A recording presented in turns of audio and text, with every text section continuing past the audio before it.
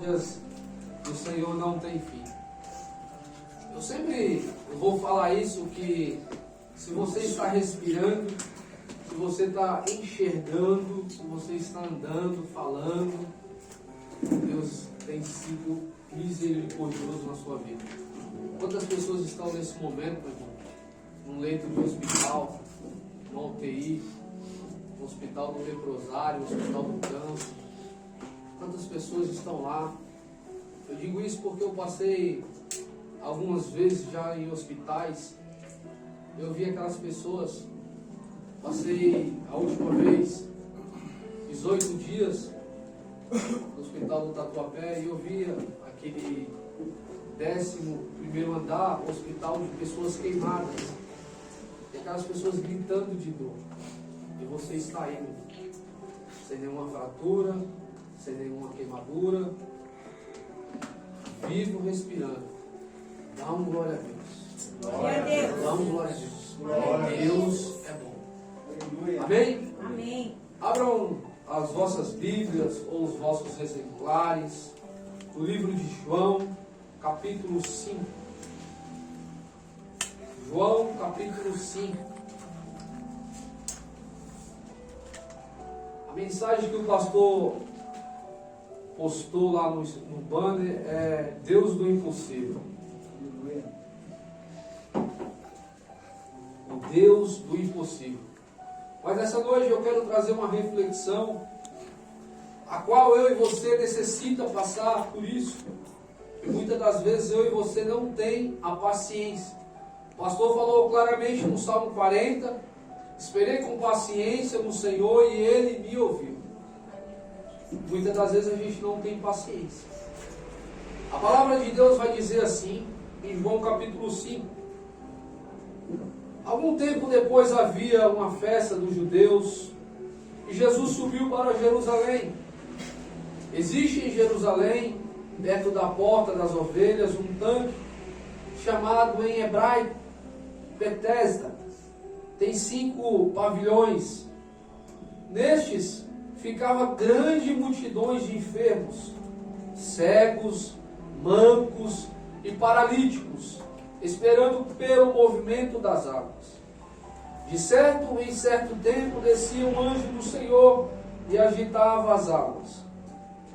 O primeiro que entrasse no tanque depois de agitadas as águas era curado de qualquer doença que estivesse ou que tivesse. Estava ali um certo homem enfermo, havia 38 anos. Quantos anos, meus irmãos? 38 anos.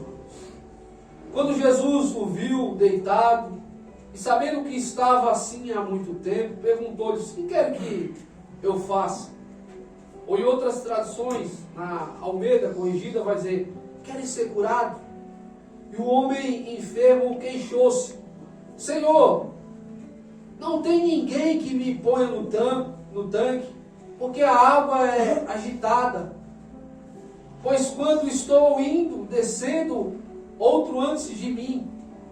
Ordenou-lhe Jesus: levanta-te, apanha o teu leito e anda. Glória a Deus. Imediatamente o homem ficou curado, pegou o seu leito e andou.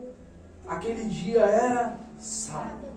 Só até aqui. Pai, curvem vossas cabeças. Pai, em nome do Senhor Jesus, que o Senhor venha agir de forma soberana através dos meus lábios nessa noite. O Senhor tem liberdade, Senhor.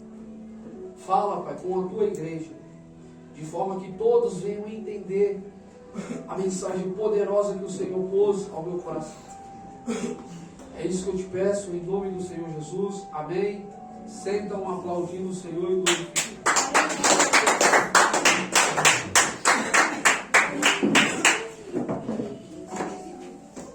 Meus irmãos,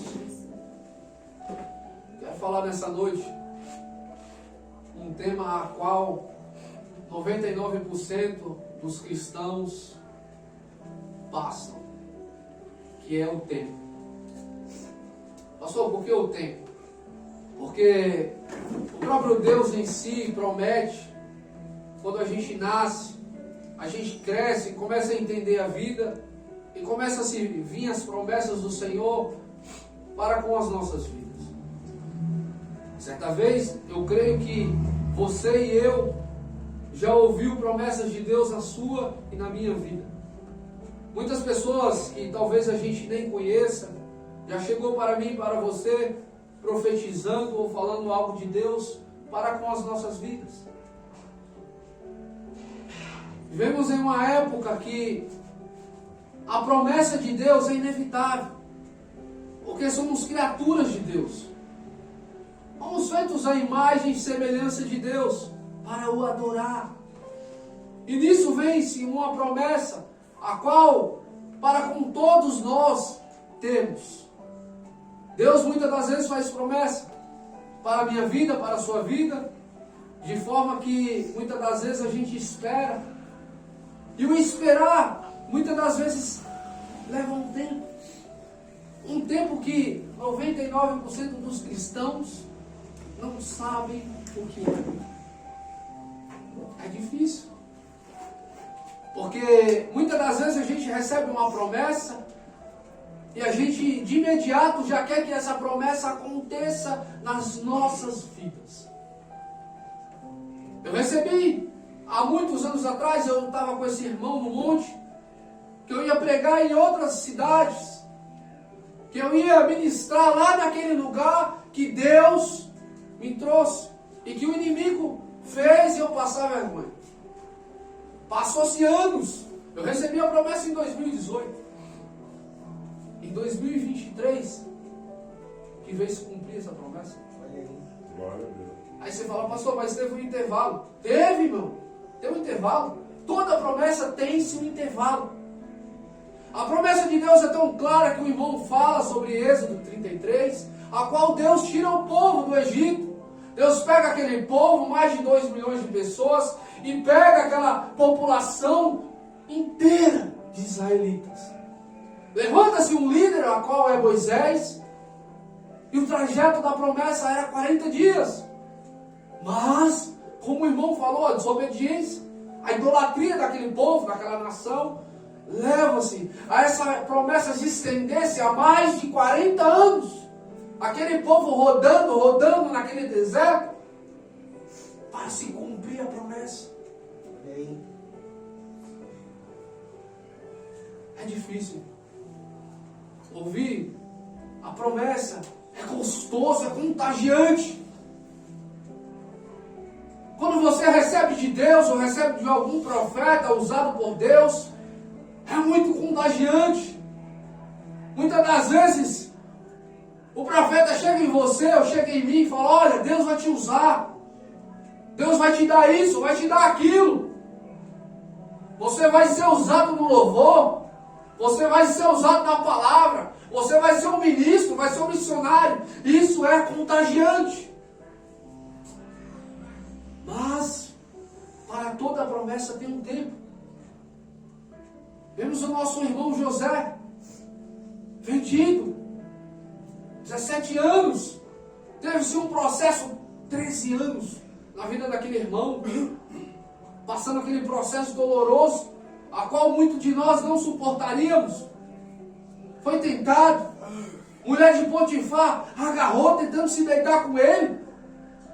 E se fosse nos dias de hoje, meu? E você? Talvez você resistiria àquela mulher?